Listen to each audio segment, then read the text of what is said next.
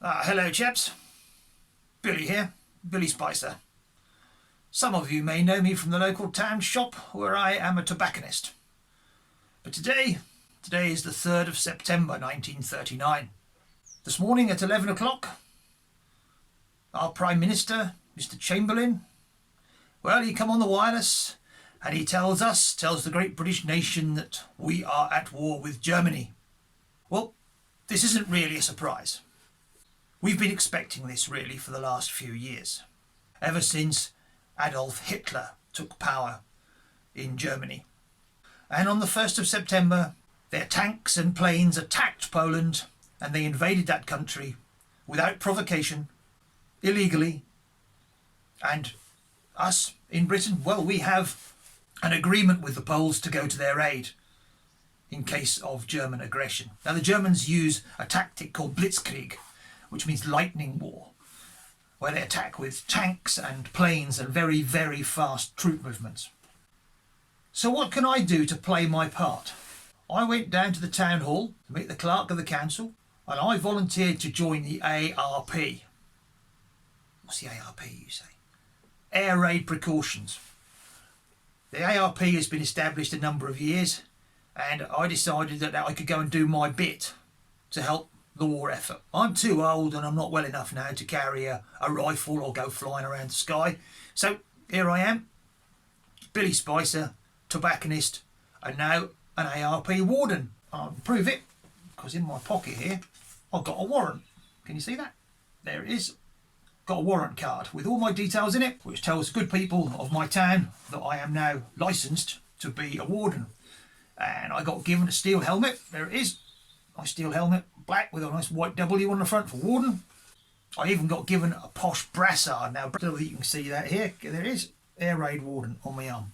Because we ain't got a uniform yet. They tell us that they'll get some uniforms in time, but we don't know what they'll be like or when they'll come. So I've got my warrant. I've got my steel helmet. I got given a respirator. That's a posh word for gas mask. And so I'm now a warden. So what's a warden do? Well, we've got a number of responsibilities. As of the 1st of September, we, in this country, instigated a blackout, which means after dark, you can't show any lights out through your windows and doors. So you've got to put blackout curtains up on the inside. So one of my jobs, one of my responsibilities, or duties, if you like, because I'm only a volunteer, I don't get paid for this, is to go around the town, the area that I know at night time, and check to make sure that nobody's showing any lights. So I might do this on my bike, or I might walk around depending on the route I choose. Anybody who transgresses, I can tell them off, and if they refuse to comply, well then I can call the police in and have them arrested. So that's the blackout. Secondly, I need to make sure that all the people of my town are safe and that they can use their respirator effectively, efficiently, because if the Jerrys do drop bombs on us, there's a possibility they might be poison gas. So you haven't got very long to get your mask on if you want to carry on your duties and survive. Nasty stuff, poison gas. Thirdly, it's my job to know where all the local air raid shelters are, the public ones, so I can direct you, the good public, to an air raid shelter. 4, to help you with installing a shelter in your own garden. I'm actually reporting now from my Anderson shelter, which I dug in my garden. It took me about a week to dig it in. It's about 3 foot buried, and then all the soil that come out go back over the top. It won't take a direct hit, but it will certainly keep me alive from a near miss, because bombing is not accurate. Let's get that straight. I mean, there's an aerodrome about 5 miles away from me, an RAF one, and if the Jerrys try to attack that, they're not very accurate. They might hit my house. All right, so this little steel hut here will sleep about 6 people. It's a squash, but it's better to be squashed with your family than squashed and buried in the ground. Got it? Excellent. So this is the first communique from Blackout Billy, because that's going to be my nickname. And in future episodes, we're going to be looking at the war as it unfolds. We're going to look at conflicts in the sky, on the sea, and on the ground as well. using sort of the Army, Navy and Air Force, see what they're up to. We're going to look at life on the home front, because that's what we call life here in Britain. We'll be looking at government initiatives to try and make it so we don't starve. Things like Dig for Victory, where you dig up your lawn and plant some vegetables. Makes sense, yeah? Looking at politics, so we'll be looking at the difference between what's going on here and what's happening in Nazi Germany. We'll be looking at the enemy, not just the Germans, but the Italians, and later on in the war, the Japanese. We'll even be trying to work out whose side the Russians are on.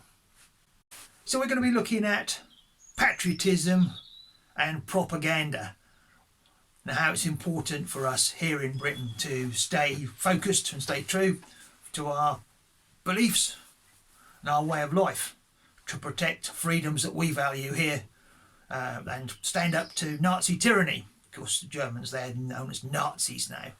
It's a short slang word really for National Socialist, which is their political party. They've only got the one party now because their Führer, Hitler, has banned everything else, as well as trying to get rid of all the Jews and the Jewish people. So, if you've enjoyed this communique from me, Blackout Billy, God save the King, there he is, King George over there, you can tune in next Sunday. And you can like and follow and subscribe to my channel here, History Flicks. Alright, so thanks for watching. But before I go, I've got a few questions for the kids who might be watching, for the children, because they might be on holiday or not at school. So, question number 1. Who's our Prime Minister on the day that war breaks out? Let's see if you've been listening. Number 2, who's the leader of the Germans? Number 3, why have we gone to war against the Germans? Can you remember? 4, what does blitzkrieg mean? I think I mentioned that earlier on. And 5, for now, the last one, who's our king? What's his name? You might have to research that one because I don't think I told you. Alright, so thanks for watching. Bye for now, and I'll see you next week.